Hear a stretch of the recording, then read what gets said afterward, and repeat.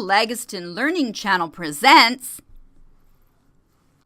Finding and Citing Copyright-Free Images from the Creative Commons. Let us begin this tutorial. So the first thing you want to do is go to the Emily Carr website, which is emilycarr.ss.yrdsb.ca. Then you're going to click on the Library tab.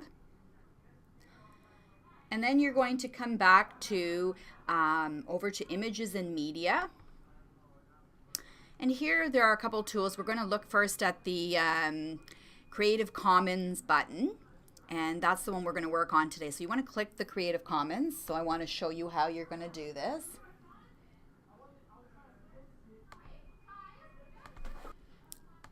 Okay, so once here at the Creative Commons, the reason that this is a good tool to use is because at the top here you can say I want something that I can modify, adapt, or build upon. So you want to uncheck use for commercial purposes because you're not selling anything. And then you want to type your search term. So I'm just going to use World War II. I'm going to actually put Canada in World War II. Okay, then I'm going to click on Google Images. So you can still use Google Images, but this actually adds a layer so you can address the issue of getting copyright-free images. So once I click on it, it's going to take me to Google, but it also has a filter. So if you see at the top here, it says label for reuse with modification. So most of the pictures here you can use, but you still need to be checking the source to make sure that you're not breaking copyright. And I'm going to show you how to do that. So I'm just going to start by showing you, was Let's Go Canada. So I'm going to click on it, and you can see here it gives you some information. So you want to visit the page that it came from. So I'm going to visit the page that it came from, and I'm going to then see if I can get some information to find out whether or not it is, I do have permission. So if you go to where it says permission, it says copyright expired, Crown copyright. So when it says that, that means once the copyright is expired, that means anybody can use it. So here it says as condition, also public domain in the United States. So that means you can use this picture. So you're allowed to use it, modify it, include it in your project. So now we have to look at how do we cite this particular photo. Okay, so I'm just going to show you how to do that when you have this source. I'm going to just move it over like this so you can see the chit at the same time.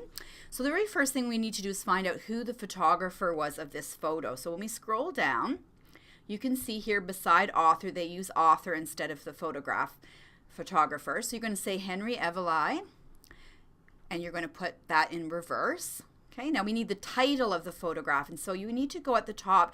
And this is what you need to write for the title, even though it doesn't seem to make sense, but that is the title it's given. And so you need to make sure you include the title. All right, now we need to find out the title of the website.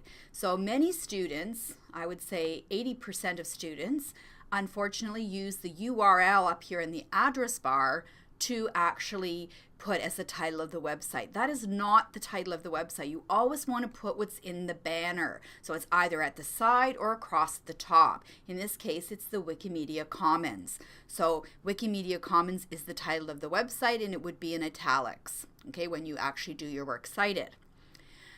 Now, a lot of teachers tell you not to use Wikipedia.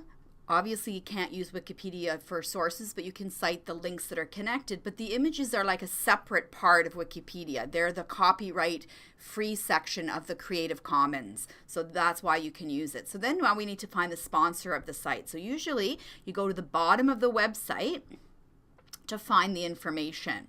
Okay, so here it says about Wikimedia Commons. So I kind of assume when you see that that is the sponsor of the site, but I'm going to click on it so we can see what it opens up to.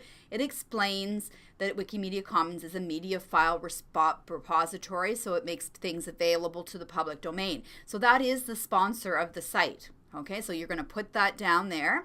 Now I'm going to go back to the previous screen because I want to look for what is the date of this particular picture? Not the date it was posted online.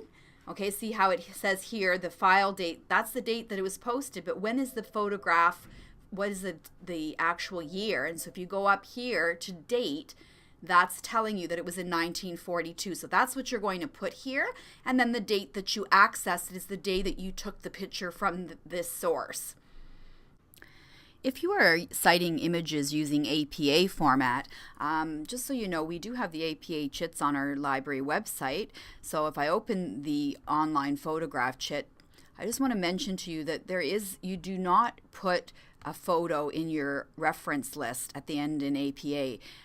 I just made the chit for you to help you get all the information. So technically, if I was going to cite this image, I would have to have all this information that I have put for you on the chit, but you would put all this information right underneath the picture in the text of the report or assignment. You would not include it in your APA reference list. So that's how you do it with the APA.